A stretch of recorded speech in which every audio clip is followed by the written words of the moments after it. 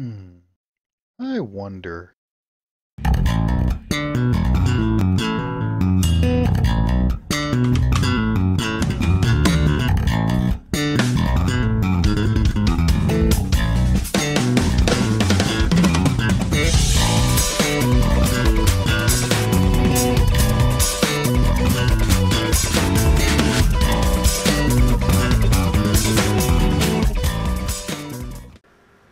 Okay, so this is another piece of that stick that I got out of my brother's driveway, the one that I made the tea light holders in the last video out of. I'm still pretty new to turning, and I haven't really figured out how to look at a piece of wood yet and say, oh, the grain's going to look like this, or it has these features to it. I'm still learning all of that, but there was something about this piece of wood that said, throw me in the back of the truck and take me home. And I'm kind of glad I did. This piece was actually, like I said, this was a branch that fell in a recent windstorm, and this piece was a little crotch in the branch, and you can see it's got some spalting going on in there. There's some things happening. It laid out in the rain for 2 or 3 weeks, and this kind of happened. And I think I can make something cool out of this. If not, it can become firewood. It was free, right? But that's okay. So what my goal here is, I've seen a lot of videos online of people turning dragon eggs, and I know the resin ones look really super cool. Some of the hybrid wood resin ones are really neat. I'm not really set up to do resin. I don't have any of the equipment. I haven't invested in any of that. Right now, financially, it just doesn't make sense for me to get into that. Not to mention that I don't really have the proper space to deal with the mess that turning resin creates. So I'm sticking with wood for now. My thought here is that maybe this piece of wood has enough character to it that I can turn a dragon egg out of this, and it'll look really super cool. And my thought is that my niece has this knack for finding really cool rocks. If you stood her in a gravel street, she would find the one unique rock out of those thousands and thousands of rocks. So I'm hoping that maybe this dragon egg will be really cool, and she'll really like it, and we'll come up with something really neat. So what I'm going to do is I'm going to chuck this thing up between centers, start rough shaping it, try to get a tenon on it, and see if I can't get it in the chuck and start working with it from there. So let's chuck this up and get to work.